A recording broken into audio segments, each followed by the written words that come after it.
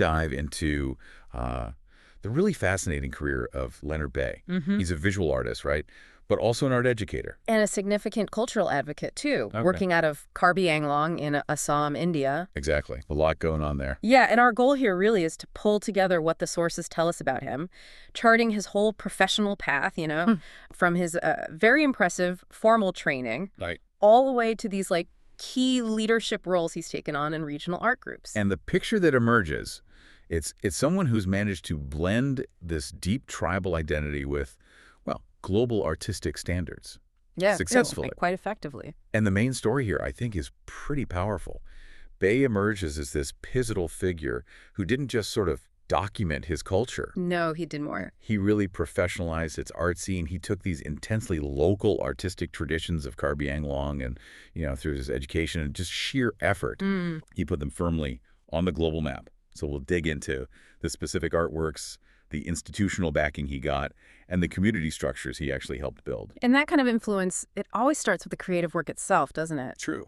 What's really fascinating, I find, is that his entire artistic approach seems driven by cultural identity. His paintings, they're not just, pretty pictures or landscapes. Right. They're these deep visual explorations into Karbi culture, really focusing hard on local folklore, these unique mythic themes, traditions that might otherwise just fade away. Yeah, doing that crucial work of making sure those foundational cultural stories aren't just preserved, but actually retold. Right. Through a specific contemporary Karbi perspective. Exactly. And the sources point to one really magnificent example of this, his multi-piece series called Saibi Alun. Saibi Alun. Tell us about that. Well, Saibi Alun it's really compelling because it's his unique vision of the Karbi Ramayan. The Ramayan. Wow. Yeah, think about that. The Ramayan is, one of the world's great epics, instantly recognizable across huge parts of Asia. Sure. So by reinterpreting it, by localizing this universal story, he's doing something really powerful culturally.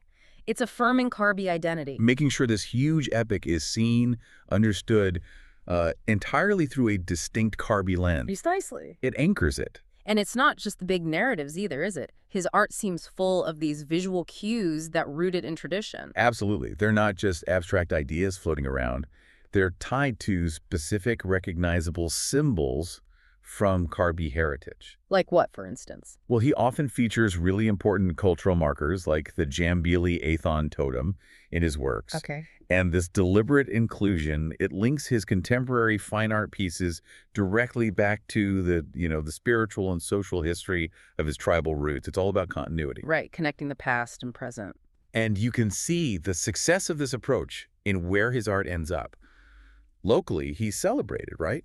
His paintings are shown at big community events like the Karbi Youth Festival. Yeah, that shows deep acceptance at home, which is vital. But there's also this layer of modern thinking, too. His work isn't just stuck in regional galleries or, super high-end international places only a few can access. No, and that's crucial. His art is actually available online through platforms like Fine Art America and Pixel. Okay, so broader access. Exactly. This makes that unique Karbi perspective instantly available to a global audience. People interested in prints, reproductions. It sort of democratizes access to the art form itself. That makes sense. That dual presence, local respect, and global reach seems key to his influence. Definitely. But, identity alone doesn't give you the weight, the gravitas to lead local movements or speak confidently internationally. True. There needs to be something more foundational. So let's maybe pivot from the art itself to the foundation that gave him that essential credibility. Yeah, which raises that important question. What formal training allowed him to bridge that gap, between potentially isolated tribal art and the rigorous demands of the global contemporary art scene? Well, the sources are very specific here. Leonard Bey holds a Master of Fine Arts, an MFA, from Visva University, Santiniketan. Ah, Santiniketan, that's a big deal. It really is. For context, this university, set up by Rabindranath Tagore, it's historically one of India's absolute top art institutions, famous specifically for blending traditional Indian arts with modern, even experimental practices. Right. And that academic background, that's like the intellectual engine behind his work, isn't it? Seems like it. It gave him the foundation, not just the technical skill, though that's important, but the theoretical framework. Yeah. The concepts needed to successfully merge those traditional tribal aesthetics with contemporary art practices. Yeah, it ensures his work is Intellectually solid, Yeah. aesthetically sophisticated, takes it way beyond just folk craft. Professional mastery. Yeah. And that mastery, earned at a top institution, it got noticed internationally. The sources mention he won an art award from Spain back in 2008. That recognition is highly symbolic, I think. How so? Well, it marks a kind of turning point. It's not just Leonard Bey getting an award. It symbolizes the emergence of Karbi artists and their unique culture onto the global stage. It proves that this deep local focus can actually achieve worldwide validation. Okay, I see. So he's got the cultural roots, he's got the elite education, he's got the global nod, but he didn't just rest on that. No, he took on serious organizational roles. He served as the Foreign Secretary for International Relations for the Karbi Anglong Fine Artist and Craftsman Association, Kafaka. Kafaka, quite a title, Foreign Secretary. It is. And that role shows his commitment goes way beyond his own studio. Right. Being the Foreign Secretary implies a real focus on outreach, doesn't it? Connecting his local association to other art bodies, institutions, markets outside Assam. Building bridges. Exactly. His leadership there and just his relentless effort in organizing events, it's clearly contributed massively to building up a genuinely vibrant, stable, sustainable arts community across Assam. Okay, here's where it gets really interesting for me. Go on. Because we see this dual identity really come to the fore. We're not just looking at an internationally recognized artist. We're looking at a dedicated educator, someone committed to lifting up the next generation. That's absolutely right. Alongside everything else, the painting, the organizing, he keeps up his role as a trained graduate teacher in art education under the Kendriya Vidyalaya Sangathan, KVS. Which is the central government school system in India. Correct. So he's actively involved in formal teaching, pedagogy. And his impact as a teacher seems profound because he really targets grassroots development. How so? Well, he's actively mentored young artists, run open art competitions, and really put energy into raising awareness of fine art, specifically in rural and tribal areas. Places where access to that kind of formal artistic knowledge might be, almost zero. Yeah, and if you connect that to the bigger picture, his advocacy work tackles a fundamental issue in cultural preservation, which is access to knowledge. Right. Often young artists have to leave their home communities just to learn the institutional language of art. Exactly. And this is where I think his most phenomenal effort comes in. Leonard Bey has actually gone the extra mile, translating important artistic messages, complex technical ideas, directly into the local Karbi language. Wow. That's huge. It is huge. That effort is so critical for democratizing art education there. Yeah, translation just cuts through those institutional barriers immediately, doesn't it? Totally. It means the next generation doesn't need to be fluent in English or Hindi just to understand basic concepts like color theory or composition. It helps bridge their local heritage with these broader global art movements by making the knowledge itself instantly accessible and culturally relatable. Yes. And it also fights that subtle idea that serious art has to be taught or talked about in an outside language. Right. It validates Karbis as a language capable of handling artistic theory.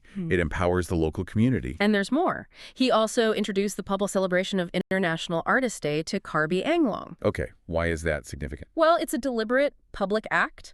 It's about institutionalizing the visibility of artists locally.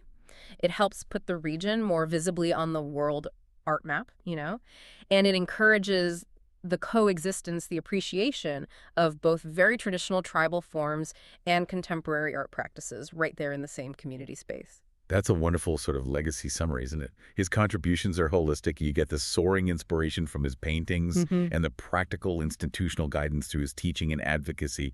It ensures this momentum keeps going, inspiring new generations there. So what does this all mean? I think the synthesis is pretty clear. Leonard Bey really represents this powerful, successful intersection of a deeply rooted cultural heritage, validated by top-tier formal education, and then all of that leverage towards dedicated community leadership. He's not just an artist, he's like a crucial cultural architect for his people. It's a truly compelling story, how one person can work to make sure their community is both seen and supported, on a global scale. Definitely. We should probably note for you, the listener, that while the sources give us a great sense of his achievements, they also suggest there's limited detailed public biographical info out there. Right, like you might struggle to find a specific birth date or a full verified list of every exhibition he's ever been in, that sort of thing. Exactly. But his active presence is easy to find online, which kind of reinforces his modern approach to getting the word out, especially through his YouTube channel, Art for All, Leonard Bey, Ah, and ah, those commercial art platforms we mentioned earlier. right. Which brings us neatly to the final provocative thought for you to mull over, building on this whole career of, well, bridging different worlds. Considering his intense personal effort to translate complex art concepts into the Karbi language and to bring something like International Artist Day to his local community, Ah. how effective do you think leveraging those big commercial online art platforms like Fine Art America and Pixels really is Mm-hmm. compared to strengthening dedicated local organizations like Kafaka, especially for the long-term work of preserving and promoting a distinct tribal art form globally? Which path ultimately leaves the deepest, most resilient legacy for the next generation of Karbi artists? Is it the digital marketplace or the physical community structure? Something to think about.